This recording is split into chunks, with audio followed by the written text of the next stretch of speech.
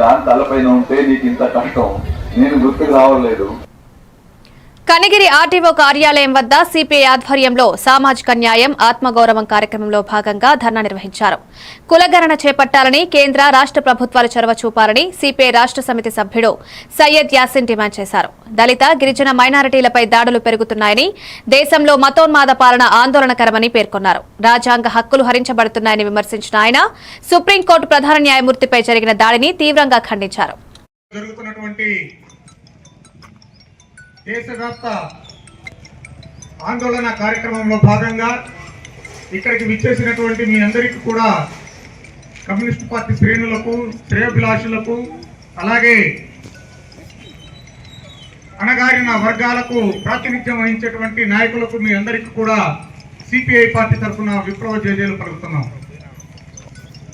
మనందరికీ తెలిసిన విషయమే, మనకు స్వాతంత్రం సిద్ధించి 75 సంవత్సరాలు పూర్తయినప్పటికీ కూడా మనం ఏర్పాటు చేసుకున్నటువంటి రాజ్యాంగ పీఠికలోని హక్కులను ఇవాటికి కూడా దళితులు, మైనారిటీలు, బీసీలు అనుభవించేటువంటి పరిస్థితుల్లో లేకుండా పోయారు. మరి ఇలాంటి సందర్భంలో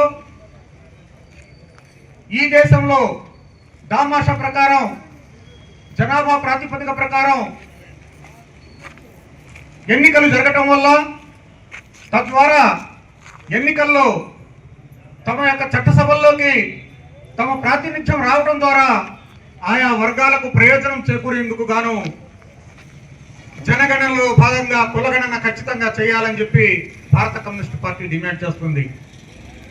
మరి ఎప్పుడో 1951లో చేసినటువంటి సెన్సస్ ఆ తర్వాత ఇప్పటి వరకు కూడా ఏ వర్గం నుంచి ఎంతమంది చదువుకున్న వాళ్ళు ఉన్నారు, ఎంతమంది ఆర్థికంగా బలహీనంగా ఉన్నటువంటి వాళ్ళు ఉన్నారు, ఇవాటికి కూడా రేషన్ కార్డు కానీ, అలాగే కనీస అవసరాలు తీర్చేటువంటి గృహ వసతి కానీ లేకుండా, కూడు లేక గుడ్డ లేక ఇవాళ అలమటిస్తున్నటువంటి పరిస్థితుల్లో అత్యంత దారిద్ర్యపు రేఖకు దిగువగా ఉన్నటువంటి పరిస్థితిని చూస్తున్నాం.